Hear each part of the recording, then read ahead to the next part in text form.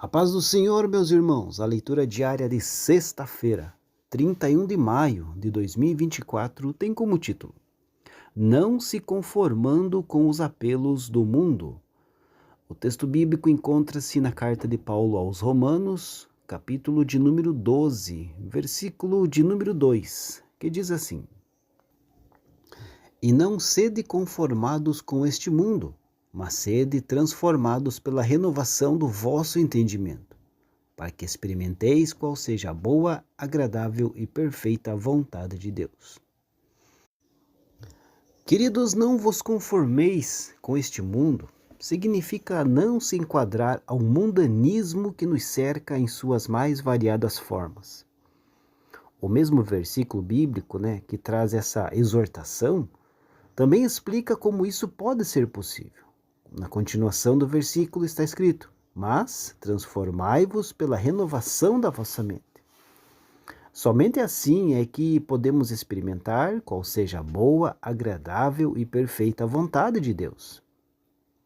É importante entender, queridos, em que contexto aparece a exortação: e não vos conformeis com este mundo. O apóstolo Paulo traz essa advertência ao tratar acerca de como deve ser aí o relacionamento dos redimidos com aquele que os redimiu.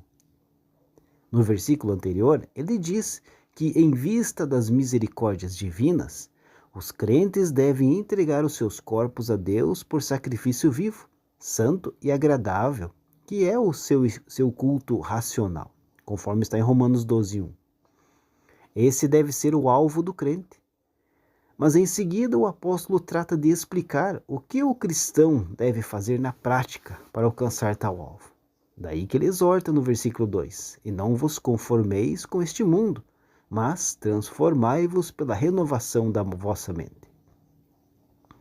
É interessante, querido, saber que os dois verbos principais da sentença, e não vos conformeis com este mundo, mas transformai-vos pela renovação do vosso entendimento, estão no imperativo presente e passivo.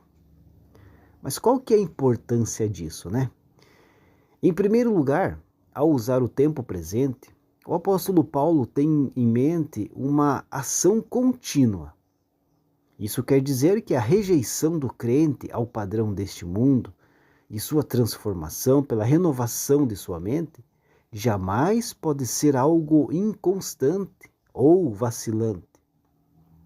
Em segundo lugar, ao usar o verbo na voz passiva, o apóstolo Paulo pretende destacar que não somos autônomos nesse processo. Como observa o comentarista William Hendricks, Paulo não diz transformem a si próprios, mas ele diz prossigam se transformando. E isso está de acordo com a verdade bíblica de que a genuína transformação é essencialmente uma obra do Espírito Santo, conforme está em 2 Coríntios capítulo 3, versículo 8. Em terceiro lugar, ao usar o verbo no modo imperativo, o apóstolo Paulo alerta que, apesar da transformação ser obra do Espírito Santo, os crentes não são meramente autômatos nesse processo, Isso quer dizer que a responsabilidade humana não é anulada diante da ação soberana do Espírito Santo. A santificação progressiva é algo que implica na participação do cristão juntamente com o Espírito Santo. Portanto, queridos, a tentação é uma realidade inevitável para todos nós, independentemente de quão dedicados sejamos à nossa vida espiritual. Mesmo aqueles que praticam a oração, o jejum e estudam a palavra de Deus não estão imunes a ela. No entanto, a boa notícia é que Deus nos fortalece e nos capacita a vencer as tentações que enfrentamos todos os dias. Deus abençoe a sua vida e uma ótima sexta-feira a todos.